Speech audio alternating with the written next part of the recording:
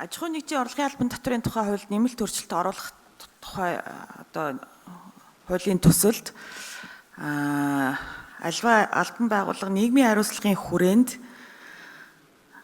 хийсэн хөрөнгө оруулалт санхүүгийн дэмжлэг хандивын зардлыг тухайн жилийн одоо татвар ногдох орлогын 1 хүртэл хэмжээгээр хасаж хөнгөлнө гэсэн ийм зүйл орж ирж байгаа. За тэгээд нэг баахан одоо яг ямар хөрөнгө оруулалтууд хамаарах уу гэдэг жагсаалт явж байна.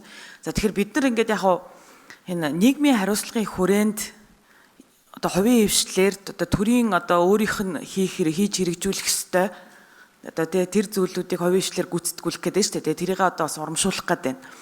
За тэгэхээр одоо энэ одоо хэдий хэмжээний одоо татврын хөнгөлтийн талаар ярьж байгаа вэ гэдэг дээр бол одоо энэ танилцуулганд бол ерөөсөө ямар ч зүйл оруулаагүй байна.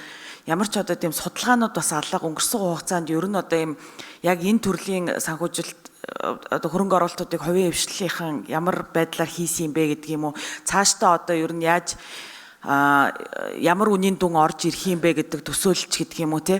За магадгүй одоо үнэхээр тэр нийгмийн хариуцлагын хөрөнгө оруулалтуудыг урамшуулах гэдэг байгаа бол нэг тодорхой дүнгээр нэг тааз болгож оруулж ирдэг ч юм уу те. Гэх маягаар ингээд нэг юм арай илүү дэлгэрэнгүй илүү тийм одоо оновчтой зохицуулт хийхгүй л энэ бол бас ингээд зарим томоохон аж ахуйн нэгжүүдийн хувьд бол бас татвараас зайлсхийх зугтах те одоо бас нэг тийм хэрэгсэл болж болзошгүй.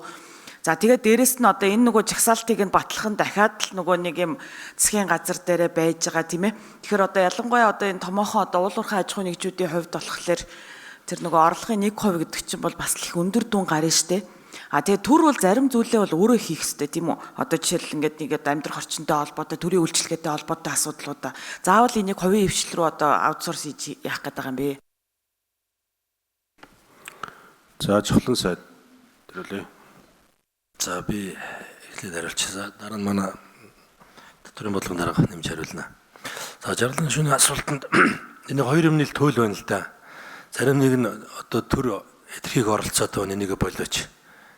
За таавал одоо ер нь бүгдийг баг төр хийгээд авах хэрэгтэй л гээд ах шиг байна.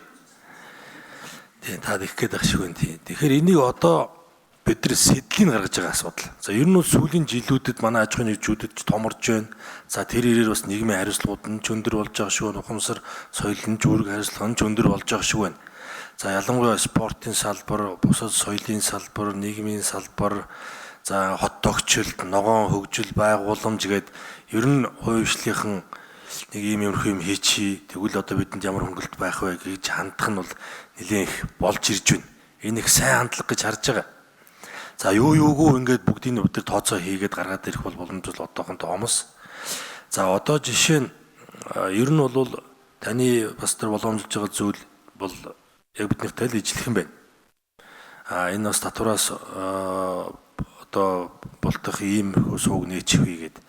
Тэгэхээр орлогын 1% нь хязгаарлалчиж байгаа.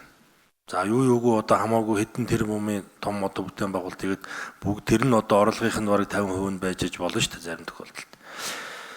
За тийм учраас энийг 1% гэж нэлээд тийм чанга одоо хязгаарлаж байгаа гэсэн үг. За тооцоолол юмнууд болон ямар чиглэлийн ажлуудыг одоо хувийн хвшил одоо төрийн одоо үүрэг хариуцлагаас бас үүрэлцэж гэнэ гэж үзэх вэ гэдэг талаар манай газрын дарга нэмээд хариулж байгаа. За 6 номер.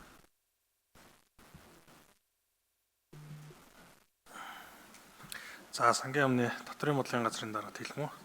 Гишүүний асуултанд хариулъя. За нэгдүгürt үүнтэй холбоотойгоор татвараас зайлсхийх боломжуудыг бол бид нар тодорхой хэмжээнд хааж байгаа. За нэгдүгürt энэ зардлууд бол хууль заасан шаардлагуудыг бол хангах хэрэгтэй. За тэр технологи бүртгэлийн баримтаар баталгаажсан байх. За холбогдох баримт, баримтаар баталгаажсан байх. Энэ бүх шаардлагууд бол хангагдана. Хоёрдугаарт хамгийн гол татвараас зайлсхийх эрсдэл бол харилцан амралт дээр гардаг. За энэ дээр бол бид харилцан амралгүй этгээд тоглосон гэдгийг шалгуур бол орж байгаа.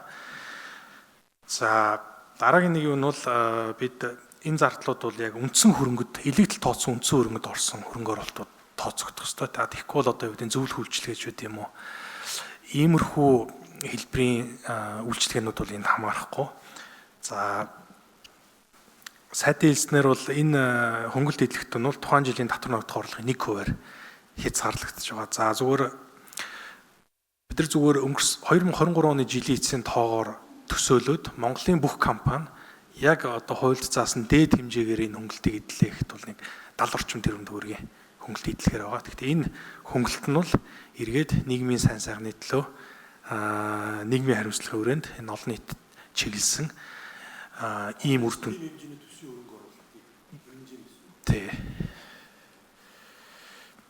Та энд 22-ийн 9 дахь жагсаалтыг харуул дандаа нийгмийн салбарын нийгэм чиглэсэн нийгмийн сайн сайхны тусын тулд орж байгаа ийм үйл ажиллагаа хамрагдсан байгаа гэдгийг баярлалаа.